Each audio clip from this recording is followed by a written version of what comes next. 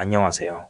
오늘은 최근 다시 불거진 미국 연방정부 셧다운 사태와 과거 사례에서 본 주식시장의 반응, 그리고 투자자 관점에서 우리가 참고할 수 있는 인사이트를 정리해 보겠습니다. 셧다운이란 무엇인가? 셧다운은 미국 의회가 예산안 합의에 실패해 연방정부가 정상적으로 운영되지 못하는 상황을 말합니다. 미국은 회계연도가 매년 10월 1일에 시작되는데 예산안이 통과되지 않으면 그 시점부터 정부 기능이 멈추게 됩니다.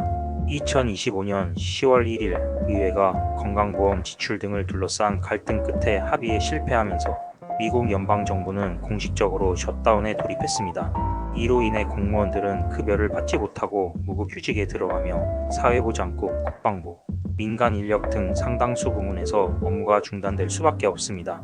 국가안보와 치안을 담당하는 필수 인력들은 계속 근무하지만 급여는 사태가 해소된 뒤에야 소급 지급됩니다. 항공관제사, 보안검색 인력, 군인 등은 필수 인력으로 분류되지만 무급 상태가 장기화되면 사기 저하와 인력 이탈로 공항 운영이나 교통 안전에도 차질이 빚어질 수 있습니다.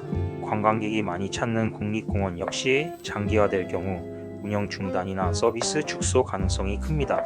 즉, 셧다운은 단순한 정치적 갈등을 넘어서 공공 서비스와 국민 생활 전반에 영향을 주는 사태라고 할 수 있습니다. 그렇다면 과거 증시는 어떻게 반응하였을까? 투자자들에게 중요한 건 역시 셧다운이 주식시장에 어떤 영향을 미치는가 하는 부분입니다. 과거 사례를 통해 살펴보겠습니다. 1. 1995년에서 96년 클린턴 행정부 21일 동안 이어진 장기 셧다운이었지만 당시 주식시장은 일시적 하락 후 빠르게 반등했습니다. IT 성장 기대와 견조한 경제 펀더멘털 덕분에 장기적 충격은 크지 않았습니다. 2.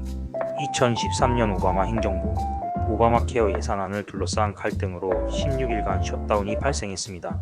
S&P 500은 직전 약 4% 하락했으나 합의 직후 강하게 반등했고 나스닥은 기술주 강세로 오히려 상승세를 이어갔습니다.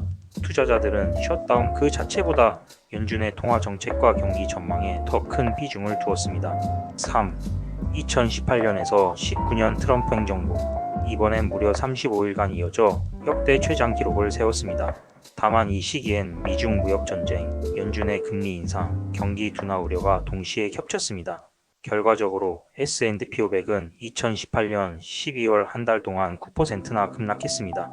하지만 이 역시 셧다운 단독 요인이라기보다는 여러 것이 경제 불안이 복합적으로 작용한 결과였습니다.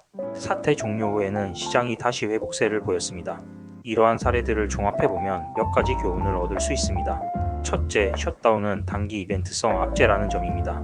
셧다운이 시작되면 정치적 불확실성으로 인해 단기적으로 시장 변동성이 커지고 지수가 하락하는 경우가 많습니다. 그러나 장기적으로 봤을 때 셧다운 자체가 미국 경제의 성장 궤도를 크게 바꾸지는 않았습니다. 둘째, 진짜 변수는 거시경제 요인이라는 점입니다.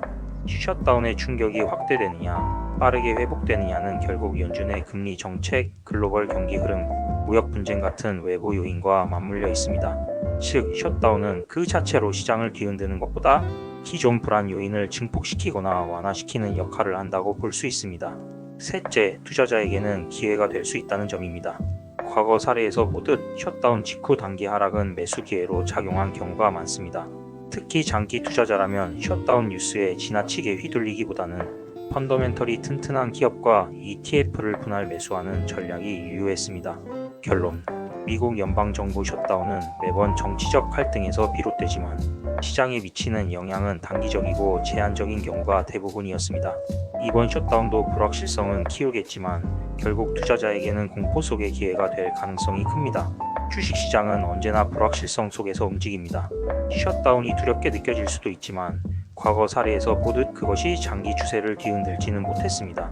오히려 흔들림 속에서 기회를 잡는 이들이 장기적으로 웃을 수 있었습니다. 오늘 영상은 여기까지입니다. 내용이 도움이 되셨다면 구독과 좋아요, 알림 설정까지 꼭 부탁드립니다. 앞으로도 시장의 큰 흐름과 투자 인사이트를 함께 나눠드리겠습니다. 감사합니다.